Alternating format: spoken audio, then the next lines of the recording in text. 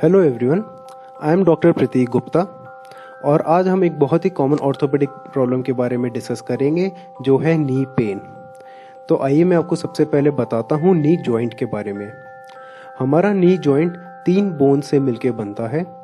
सबसे पहले है फीमर जो थाई बोन भी कहते हैं, दूसरा है शिन बोन जिसको टिबिया भी कहते हैं और तीसरा है पटेला जिसको नी कैप कहते हैं। इन 3 बोन से मिलके जो हमारा जॉइंट बनता है, इस जॉइंट के अंदर हमारे कुछ लिगामेंट्स भी होते हैं जो जॉइंट को सपोर्ट देते हैं। कुछ मेनिस्कस होते हैं जो जॉइंट में शॉक एब्जॉर्बर की तरह एक्ट करते हैं। और सबसे इम्पॉर्टेंटली हमारे जॉइंट में कार्टिलेज होता है जो हमारे बोन्स को कवर करते हैं ताकि जॉइंट का मूवमेंट स्मूथ रहे। इसके अलावा जॉइंट में साइनोवियल फ्लूइड भी होता है जो जॉइंट के लुब्रिकेशन में हेल्प करता है। अगर इनमें से किसी भी पार्ट में प्रॉब्लम होती है तो हमारे नी में पेन हो सकता है, स्वेलिंग हो सकती है, स्टिफनेस हो सकती है या हमारे नी के मूवमेंट में प्रॉब्लम हो सकती है।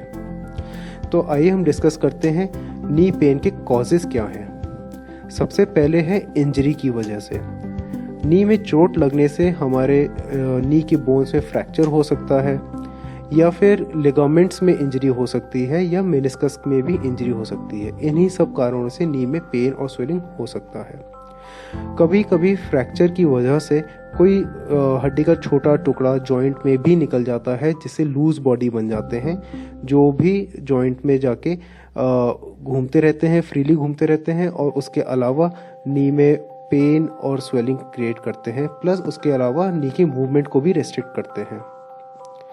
इसके अलावा सबसे इम्पॉर्टेंट कॉज नी पेन का है आर्थराइटिस। आर्थराइटिस कई प्रकार की होती हैं। इनमें से कुछ इम्पॉर्टेंट टाइप्स के बारे में मैं आपसे डिस्कस करूंगा।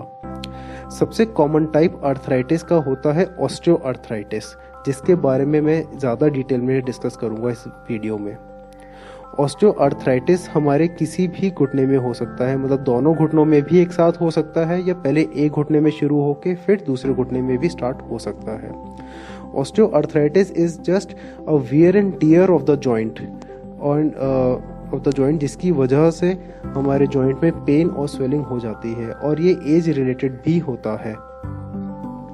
इसके अलावा दूसरा टाइप ऑफ आर्थराइटिस है रूमेटॉइड आर्थराइटिस, विच इज़ जो किसी भी जॉइंट को इफेक्ट कर सकता है हमारी बॉडी के, लेकिन ये सबसे कॉमनली शुरू होता है हाथ के जॉइंट्स में से, जिससे हाथ में स्टिफनेस हो जाती है ज़्यादातर सुबह के टाइम में। उसके अलावा ये बाकी जॉइंट्स को भी इन्वॉल्व कर सकता है, जैसे हिप जॉइंट को या हमारे स्पाइन को भी। नेक्स्ट है गाउट, जो यूरिक एसिड के इंक्रीज होने से हो जाता है। ये भी किसी भी जॉइंट को इफेक्ट कर सकता है, लेकिन मोस्ट कॉमनली ये ग्रेट टो को ही इफेक्ट करता है। Other cause of knee pain है जैसे इन्फेक्शन या और भी कुछ कारण होते हैं, जैसे हड्डियों की नॉर्मल डिफॉर्मिटीज की वजह से भी नी पेन हो सकता है। नी पेन के पेशेंट्स जब भी हमारे पास आते हैं तो हम उनके घुटनों का एग्जामिनेशन करते हैं। फिर उसके अलावा उसमें कुछ एक्सरेज या ब्लड टेस्ट की भी हमें ज़रूरत होती है, जिससे हमें डिसाइड होता है कि उसको क्या प्रॉब्लम है घुटने में। उसके ट्रीटमेंट में हम पेन मेडिसिन एडवाइस करते हैं और रेस्ट के लिए भी एडवाइस करते हैं। लेकिन मैं आपको इस वीडियो में सबसे इम्पॉर्टेंट चीज़ जो बताना चाहता हूँ वो है कि कैसे नी पेन को प्रिवेंट किया जाए। तो सबसे पहला पॉइंट जो प्रिवेंशन में है वो है वेट मैनेजमेंट। अगर आपका वज़न ज़्यादा है तो आपके घुटनों पे ज़्यादा प्रेशर पड़ेगा, जिसकी वजह से आपके नी आर्थराइटिस जल्दी स्टार्ट हो सकती है। इसलिए आपको अपना वेट मैनेज करने की बहुत ज़्यादा ज़रूरत है। नेक्स्ट है मसल स्ट्रेंथनिंग। नीज के अराउंड जो मसल्स हैं वो नी को सपोर्ट करते हैं। अगर मसल्स में प्रॉपर स्ट्रेंथ होगी तो आपके आर्थराइटिस नहीं होगी और आपकी नी की लाइफ अच्छी रहेगी। मसल स्ट्रेंथनिंग के लिए आपको कुछ एक्सरसाइजेस करने की ज़रूरत है, जैसे क्वाड्रिसेप्स स्ट्रेंथनिंग एक्सरसाइजेस, जो आप घर बैठे भी कर सकते हैं। क्वाड्रिसेप्स स्ट्रेंथनिंग एक्सरसाइजेस में आपको एक चेयर पे बैठ के अपना पैर सीधा करना है और उसको हवा में ही रखना है 15 सेकंड तक और 15 तक काउंट करना है। ये एक्सरसाइज आप दिन में 15 से 20 बारी कर सकते हैं और इससे आपके मसल्स स्ट्रॉन्ग हो जाएंगे। इसके अलावा आप साइकिलिंग कर सकते हैं, अगर पॉसिबल है तो swimming is also a very good exercise to strengthen your knees, because in exercises से आपकी नीज पे प्रेशर नहीं पड़ता है और नीज की मसल स्ट्रॉन्ग हो जाती हैं।